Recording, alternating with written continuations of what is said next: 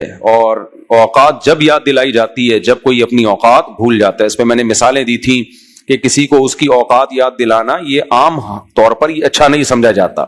میں نے مثال دی تھی کوئی آدمی سائیکل پہ جا رہا ہو, کوئی لینڈ کروزر میں گھوم رہا ہو, آپ کہیں یار تمہاری اوقات تھی, تم تو سائیکل پہ جایا کرتے تھے, تو برا لگتا ہے نا کہ بھائی کیوں مجھے میری اوقات یاد دلا رہے ہو. تو یہ کسی کو اوقات یاد دلانا برا کام ہے, لیکن اس وقت یہ ضروری ہے جب وہ اپنی اوقات بھول جائے, اس میں تکبر پیدا ہو جائے. تو انسان میں چونکہ کبر ہے, تکبر ہے, تو اس لیے قرآن انسان کو انسان کی اوقات یاد دلاتا ہے. دیکھو انسان نا انسانوں کے مقابلے میں تو صاحب فضیلت ہو سکتا ہے, اور کمال کی بات ہے کہ آج پوری دنیا انسان کو انسان کے سامنے تواضع سکھاتی ہے. یہ جو انگلش کے الفاظ ہیں نا بہت سارے کہ آپ کو ایک دوسرے کے ساتھ تواضع کے ساتھ رہنا چاہیے اور ملنسار بن کے رہنا چاہیے, موسٹ مرسیفل بن کے رہنا چاہیے, یہ سب انسانوں کے لیے ہیں. خدا انسان کو انسان کی اوقات یاد دلاتا ہے اللہ کے مقابلے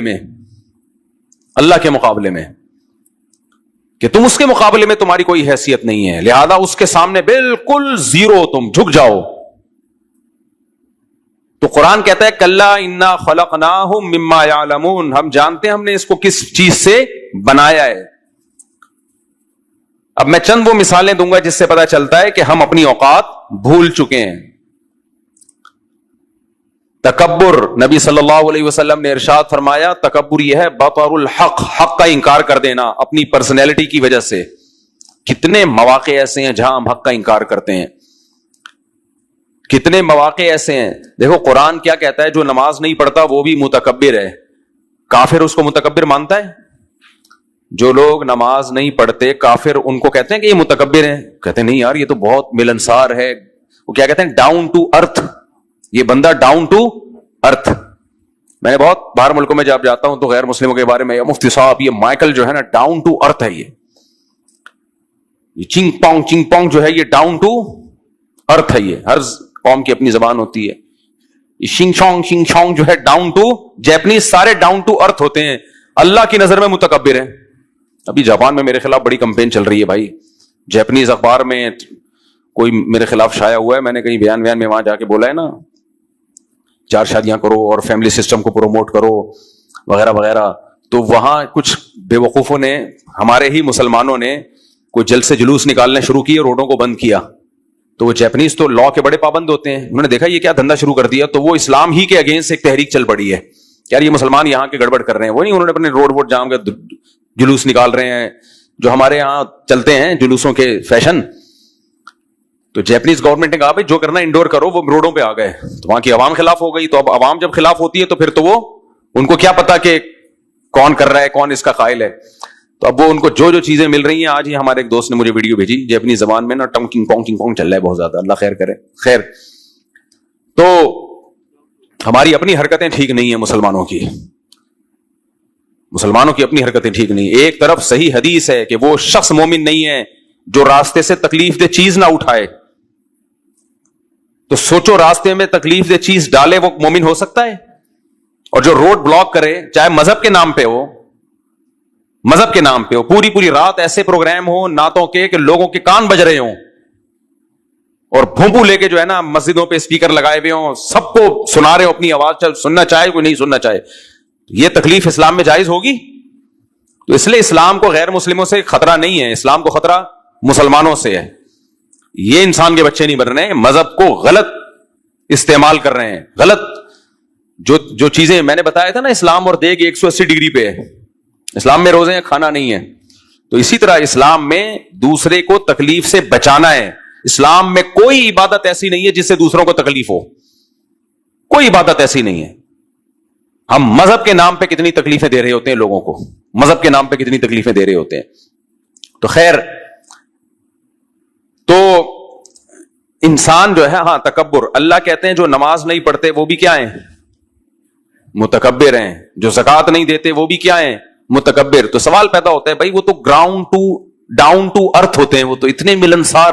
بھائی وہ انسانوں کے لیے ملنسار ہیں, خدا کے لیے ملنسار نہیں ہیں.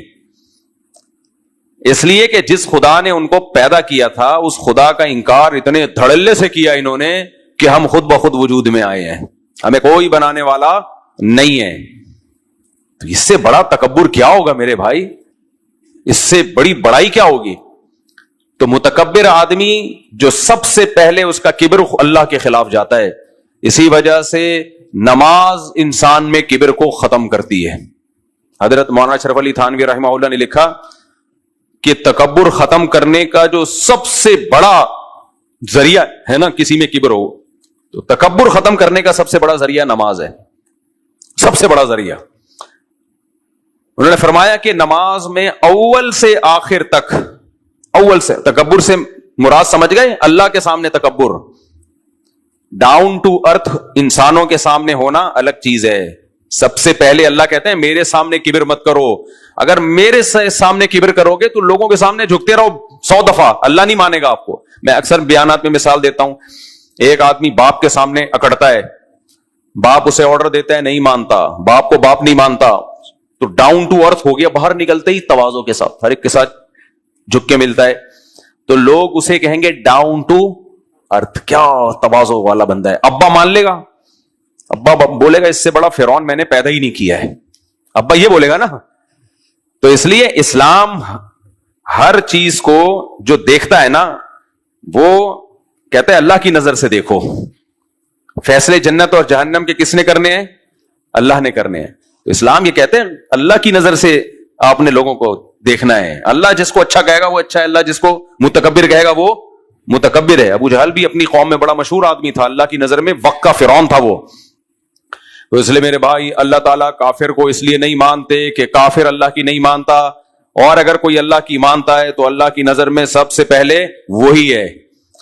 تو نماز جو ہے نا تکبیر تحریمہ سے لے کے سلام پھیرنے تک مکمل تواضع تواضع تواضع عاجزی. سب سے پہلے ہم کیا کہتے ہیں؟ اللہ اکبر, اللہ سب سے بڑا ہے. تو تکبر ختم ہوگا کہ نہیں ہوگا؟ اپنی نفی کر لی, بھائی میں کچھ بھی نہیں ہوں, دنیا کچھ بھی نہیں ہے, سب سے بڑا کون ہے؟ اللہ ہے.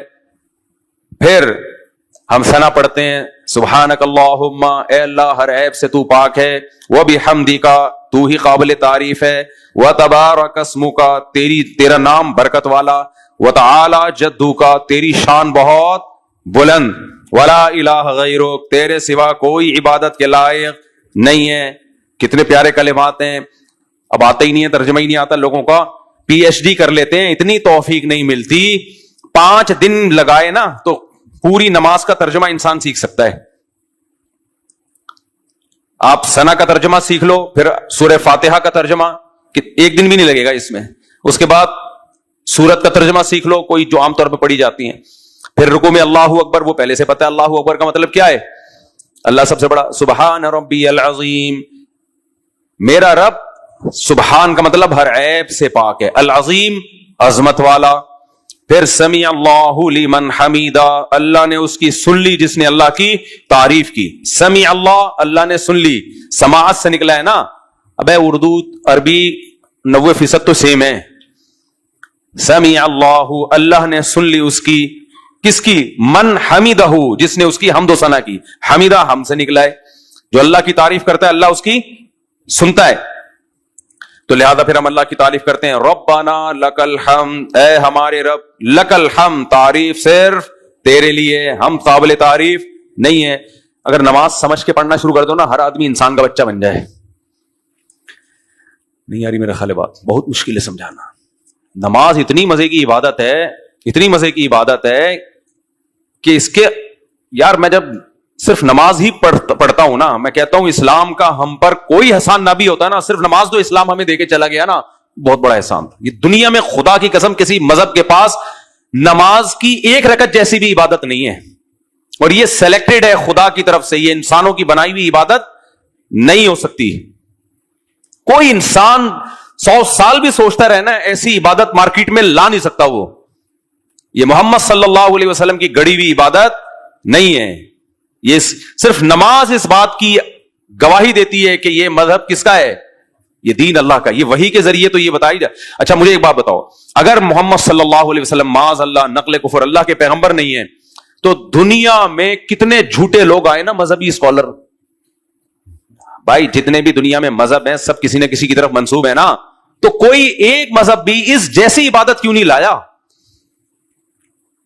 ارے قرآن بار بار کہتا ہے نا کہ اگر یہ قرآن اللہ کی طرف سے نہیں ہے, یہ نبی نے خود بنایا ہے, تو نبی انسان ہے نا, تو بہت سارے دنیا میں انسان ہیں, سارے مل جل کے ایک آیت اس جیسی لے آئیں. کیا خیال ہے؟ نہیں آ رہی سمجھ میں؟ دیکھو ایک چماٹ کی وغیرہ سمجھ میں آتا نہیں ہے, بہرحال آپ لوگ تو قابل احترام میں رہی, لیکن ویسے ایک مثال دے رہا ہوں میں. آج کل میرے پاس اصل میں کیسز بہت آتے ہیں نا, اثر کے وقت تو بہت سارے آ رہے ہوتے ہیں, تو میں لوگوں کو چماٹوں کے مشورے دے رہا ہوتا. دیکھو ایک عجیب کیس آ رہے ہیں, وہ بتانے بھی نہیں چاہیے, پھر ایسا نہ ہو کہ کچھ برائی کی چیزیں سن کے بھی برائی پھیلتی ہے, تو اس لیے وہ میں اسکپ کر دیتا ہوں. ایسے ایسے کیس آتے ہیں کہ میں پھر ان کو کہتا ہوں یہ واجب الچماٹ ہے, یہ محبت سے سمجھنے والا کیس نہیں ہے. یہ بہت خوب اچھی طرح سمجھ لو, یہ جو اخلاق کا ہیضہ ہو جاتا ہے نا بعض لوگوں پہ, اخلاق کا ہیضہ, اخلاق بہت اچھی چیز ہے یاد رکھو, لیکن اللہ نے مرد کو گھر کا سربراہ بنایا ہے. سربراہ کو چاہیے جو کام اخلاق سے ہو سکتا ہے وہ سختی سے نہ کرے, لیکن اگر سربراہ کے پاس سختی کی اتھارٹی ختم ہو جائے تو وہ سربراہ نہیں ہے. اور جس اسٹیٹ میں سربراہ نہیں ہے, جس گھر میں سربراہ نہیں ہے, اس سے بڑا فساد کسی گھر میں ہو نہیں سکتا. آج کل مارکیٹ میں یہ چل رہا ہے, باپ نہیں ہے, بھائی نہیں ہے, ماموں نہیں ہے, چاچو نہیں ہے. چاچو بھی جمشید, ماموں بھی جمشید, ابا غفار صاحب ہیں, مائیکل صاحب ہیں, بس ختم. وہی گوروں کی طرح سیٹ اپ سارا. تو اس لیے آدمی کو چاہیے جب وہ گھر میں داخل ہو تو بچے بھی خوش ہوں, ہمارے ابا آ رہے ہیں. ایسے چنگیز خان نہ بن جائے کہ بچے ٹینشن کانپنا شروع ہو جائیں, بعض گھروں میں ایسا ہوتا ہے, یہ بالکل غلط ہے. بچے خوش ہوں ہمارے فادر آ رہے ہیں گھر میں, بیگم خوش ہو میرا ہسبینڈ آ رہا ہے, خوش ہو. لیکن اتنا میٹھا نہ بنو کہ بیگم بھی کھا جائے اور بچے بھی بیچ کے کھا جائیں آپ کو. تھوڑا سا روب رہے, تھوڑا سا کیا رہے, تھوڑا سا روب رہے. تو ورنہ یہ بالکل بھی نگرانی جو چھوڑ دیتے ہیں اور بالکل یہ روب ختم, تو بھائی یہ پھر سربراہ نہیں ہو, تم بیڑا غرق ہو گیا, اپنے لیے بھی نقصان, ماتحتوں کے لیے بھی نقصان.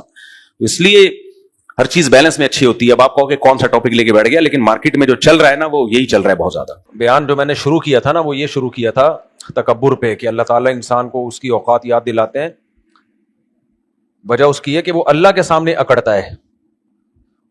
تو قرآن میں جو لوگ نماز نہیں پڑھتے, اللہ کے حقوق ادا نہیں کرتے, ان کو متکبر ہی کہا ہے, چاہے وہ ہمارے نظر میں کتنے ہی تواضع والے کیوں نہ ہو. اس لیے اللہ کافر کو متکبر کہتا ہے, حالانکہ ہم اس کو ڈاؤن ٹو ارتھ کہتے ہیں کہ ماشاء اللہ کتنی تواضع. بھائی وہ انسانوں کے سامنے, خدا کے سامنے تو اکڑ رہا ہے. کیوں نماز نہیں پڑھتا, کیوں اس کے حکام کو فالو نہیں کرتا. تو بے نمازی بھی اللہ کی نظر میں متکبر ہے. تو اس پہ پھر میں نے بات کی تھی کہ جو نماز ہے نا وہ سب سے زیادہ تواضع پیدا کرتی ہے اگر اس کو نماز سمجھ کے پڑھا جائے.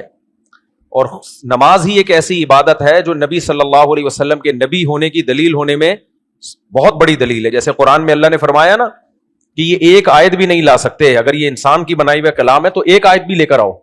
اب یہ دعویٰ ہمارے لیے سمجھنا مشکل ہے کیونکہ ہم قرآن کی بلاغت سے پورے طور پہ واقف نہیں ہیں. عرب سمجھتے تھے کہ واقعی اس جیسی آیت بنانا ممکن نہیں ہے, لیکن ہمارے لیے یہ دعویٰ سمجھنا آسان ہے کہ اسلام کے جتنے احکام ہیں ان میں ایک حکم جیسا بھی کوئی حکم نہیں لا سکتا, آج تک نہیں لایا. آپ دیکھ لو جتنے بھی مذاہب ہیں دنیا میں اس وقت, ان کی کوئی ایک تعلیم بتا دو جو اسلام جیسی ہو. نکاح طلاق میں دیکھ لو, خریداری میں دیکھ لو, عبادات میں دیکھ لو, اخلاقیات میں دیکھ لو, جو بیلنس ہر چیز میں اعتدال ہے وہ دیکھ لو, کہیں بھی نہیں ہے. تو اس لیے ہمارے نبی صلی اللہ علیہ وسلم کے سچے نبی ہونے کی ایک دلیل نہیں ہے.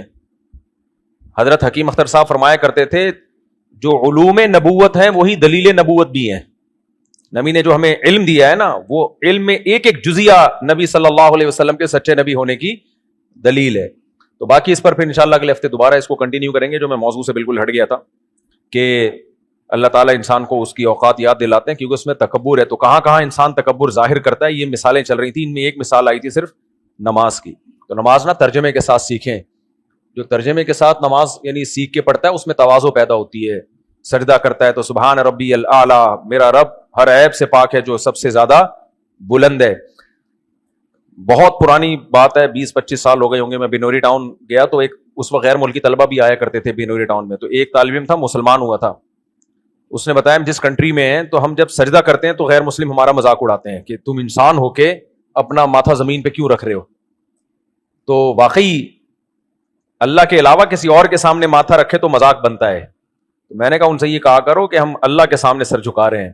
تو اس اللہ کے سامنے تکبر انسان پہ جچتا نہیں ہے.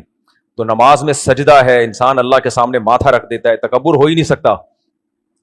تو یہ تکبر غیر مسلم میں ہے, وہ نہ اللہ کے سامنے سجدہ کرتا ہے, نہ اللہ کے سامنے جھکتا ہے, نہ اللہ کی کبریائی بیان کرتا ہے. آج کل تو اس نے ہر چیز کو لاجک پہ ڈال دیا. بھائی دنیا میں ہر کام لاجک سے ہو رہا ہے, انسان بنا بھی آٹومیٹیکلی خود بخود ہے. یہ جو بارشیں برس رہی ہیں نیچرل ہے, یہ جو خربوزے بن رہے ہیں نیچرل ہے, آم بن رہے ہیں نیچرل ہے. تو ہم کیوں کسی کے سامنے جھکیں؟ تو ایسا آدمی جتنا بھی ڈاؤن ٹو ارتھ ہوگا, اللہ کی نظر میں وہ کیا ہے؟ وہ فرعون ہے, وہ متکبر ہے. اس لیے اللہ انسان کو اس کی اوقات یاد دلاتے ہیں کہ ہم نے تمہیں پانی کے قطرے سے بنایا اور 9 مہینے میں انسان بنا دیا, تم اپنی اصل تو دیکھو اور بنایا کیا ہم نے تمہیں. تو یہ سارا جو تمہارے اندر صلاحیتیں ہیں نا, جو تمہاری کھوپڑی آج اتنی ترقی کر رہی ہے اور تم اللہ کو بھول گئے ہو, اپنی اوقات پہچانو. سب کچھ گاڈ گفٹڈ ہے, بھیک میں ملا ہوا ہے, تمہارا اپنا کچھ بھی نہیں ہے. تو یہ بیان تھا جس سے میں ہٹ گیا تھا.